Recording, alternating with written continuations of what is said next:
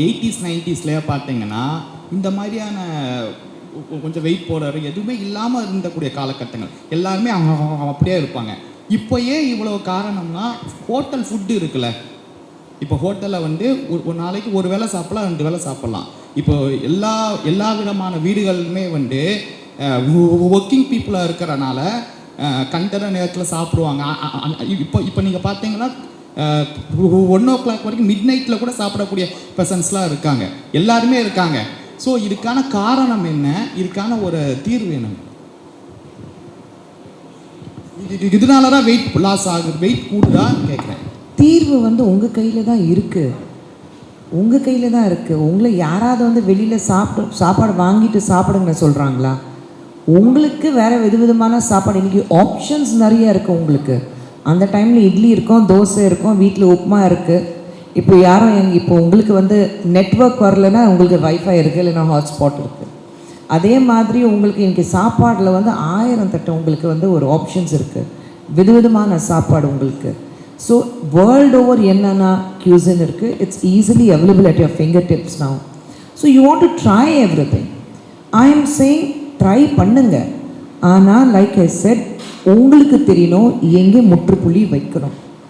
நீங்கள் தினமும் வெளியிலேருந்து வாங்கி சாப்பிட்டீங்கன்னா வெயிட் போட தான் செய்வீங்க. ஏன்னா இன்னொன்று வந்து let us be very honest, home food மாதிரி வேறு எதுவுமே வராது உங்களுக்கு. ஏன்னா பார்த்து சமைக்கிறீங்க. அந்த காலத்துலேருந்து அம்மா அப்பா போட்ட சாப்பாடை தான், பாட்டி என்ன சமைச்சாங்க அது கொடுத்து தான், அந்த வீட்டில் காய்ச்சின நெய் தான் உடம்புக்கு நல்லது.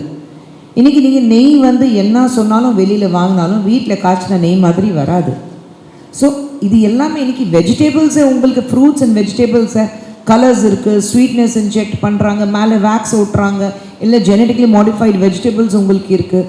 எல்லாமே அப்படி இருக்கும்போது the kind of fertilizers and the pesticides we use to control the grains and everything.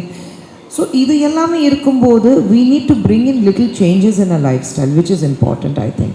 இது உங்கள் கையில் இருக்குது, வேறு யாராவது ப்ளேம் பண்ணி பிரயோஜனம் இல்லை. நைட் 1 மணி வரைக்கும் சாப்பாடு இருக்குன்னா ஏன் 1 மணிக்கு சாப்பிட்றீங்க?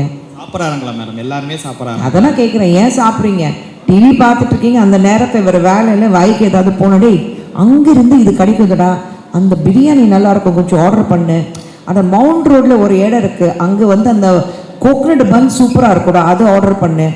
ஏன் அந்த நேரத்தை ஒரு பப்பாளி சாப்பிடுங்க, ஒரு ஆப்பிள் சாப்பிடுங்க, ஏன் அதை பண்ண மாட்டேங்கிறீங்க? உங்ககிட்ட சார் ஹோட்டல் ஃபுட்டு உங்களுடைய பார்வையில் எப்படி? நீங்கள் கேட்ட கேள்வியில் இன்னும் கொஞ்சம் ஆட் பண்ணலான்னு சார். ரொம்ப அழகாக சொன்னீங்க இப்போ இருக்கிற ப்ராப்ளத்தை. ராங் டைமில் சாப்பிட்றாங்க அப்படின்னு சொல்லிட்டு.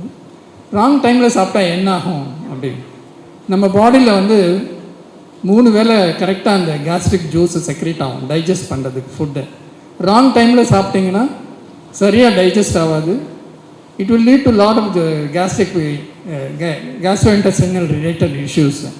அது மட்டும் இல்லை, நீங்கள் காலையில் 4 மணிக்கு 3 மணிக்கு சாப்பிட்றீங்கன்னா you are also disturbing your circadian rhythm of the sleep. தூக்கத்தை கெடுக்கிறீங்க. நீங்கள் மூளை தூங்க வேண்டிய நேரத்தில் நீங்கள் முழிச்சின்னு இருந்தீங்கன்னா மூளை சரியாக வேலை செய்யாது அடுத்த நாள். ஒரு பார்த்தீங்கன்னா எல்லாமே ஒரு கன்ஃபியூஷன் ஸ்டேட்டில் இருக்கும்.